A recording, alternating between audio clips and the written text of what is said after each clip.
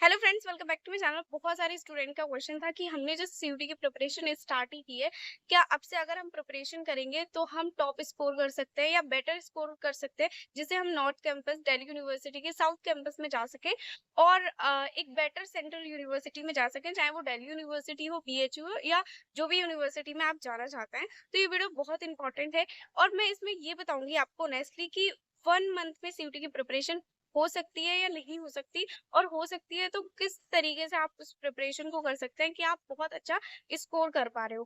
250 out of 250 हर एक subject में आप स्कोर कर सकते हैं सिर्फ 1 मंथ में, अगर आप इस तरह से स्ट्रेटेजी को फॉलो करते हैं। तो ये वीडियो आपके लिए बहुत ज्यादा इंपॉर्टेंट है। अगर आपने जो सीयूटी की प्रिपरेशन स्टार्ट ही की है, आपकी प्रिपरेशन अभी चाहे जीरो है, आपने जिस बोर्ड्स एग्जाम दिए हैं, बोर्ड्स एग्जाम देके आप आए हैं, जस्ट आपने एनसीईआरटी को पढ़ा है बोर्ड्स के लिए, अब आप सीयूटी के लिए पढ़ने जा रहे हैं, सीयूटी के लिए स्टार्ट कर रहे हैं, तो ये वीडियो आपके लिए बहुत ज्यादा इंपॉर्टेंट है। इस वीडियो में मैं बताऊंगी कि अगर आप एक दिन में 7 to 6 आवर अगर आप पढ़ते हैं तो इनफ होगा आपके लिए, और आप सीयूटी में टॉप स्कोर कर सकते हैं, इनफैक्ट बेस्ट स्कोर कर सकते हैं आप सीयूटी में। आप अभी लेट नहीं हुए, अगर आप सीरियसली होके पढ़ते हैं, ऑनेस्टली पढ़ते हैं, तो आप बहुत अच्छा स्कोर करेंगे। इस वीडियो में आपको स्ट्रेटेजी बताऊंगी कि आपको किस तरीके से प्रिपेयर करना है अपनी डोमेन सब्जेक्ट।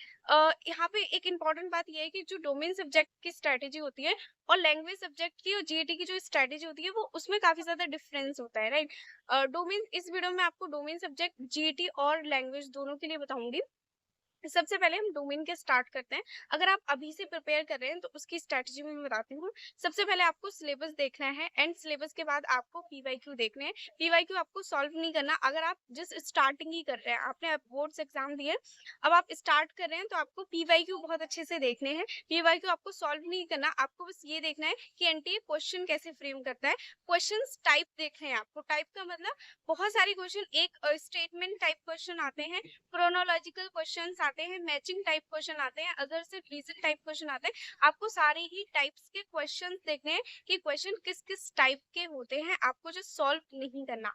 इसके बाद जो सेकंड इंपॉर्टेंट स्टेप है, पीवाईक्यू देखने के बाद डोमेन सब्जेक्ट के लिए मैं बता रही हूँ, आपने बोर्ड्स एग्जाम में अपनी डोमेन सब्जेक्ट्स के लिए, अगर आपके पास ह्यूमैनिटी है तो आपने पॉलिटिकल हिस्ट्री की बुक, बायोलॉजी है, साइंस स्ट्रीम से हम तो बायोलॉजी की बुक फॉर एग्जाम्पल आपने रीड कर रखी होगी। अभी आपको हर एक चैप्टर, एक दिन में आपको 2 चैप्टर लेने हैं और दोनों चैप्टर को अच्छे से थॉरली रीड करना है।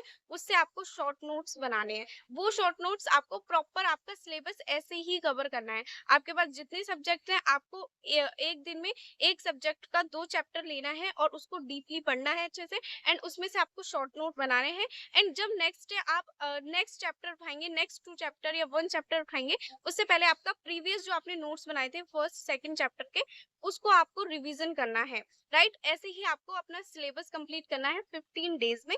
उसके बाद आपको लगाने हैं मॉक टेस्ट। 15 डेज में आपका जितना सिलेबस कंप्लीट हो पाता है उतना आपको कर लेना है, एंड देन उसके बाद आपको मॉक टेस्ट लगाना स्टार्ट कर देना है।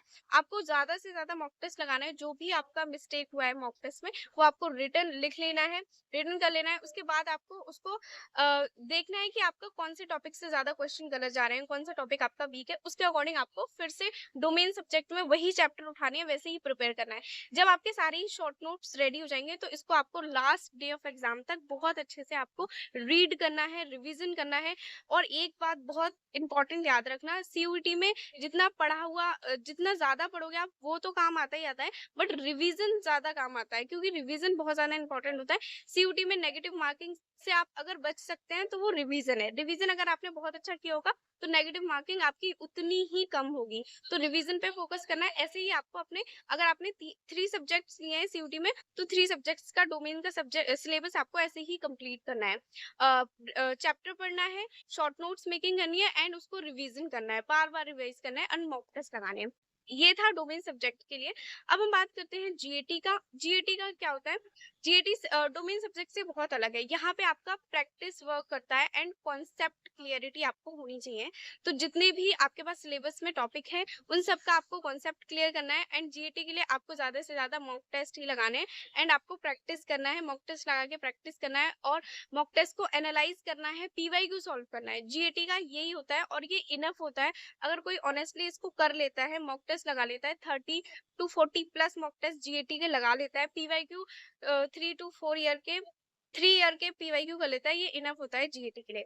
लैंग्वेज की बात करें हम, लैंग्वेज में भी आपके कॉन्सेप्ट क्लियर होने चाहिए, हर एक कॉन्सेप्ट से आपको। लेकिन लैंग्वेज में जो सबसे इंपॉर्टेंट चीज होती है, लैंग्वेज के पीवाईक्यू को उठा के आपको देखना है कि किस टॉपिक से सबसे ज्यादा क्वेश्चंस आ रहे हैं। लैंग्वेज में कुछ ऐसे टॉपिक्स होते हैं जहां से क्वेश्चन काफी ज्यादा आ रहे होते हैं, टॉपिक्स आते हैं, टॉपिक्स रिपीट होते हैं, ना कि क्वेश्चंस रिपीट होते हैं लैंग्वेज में, ये आपको याद रखना है।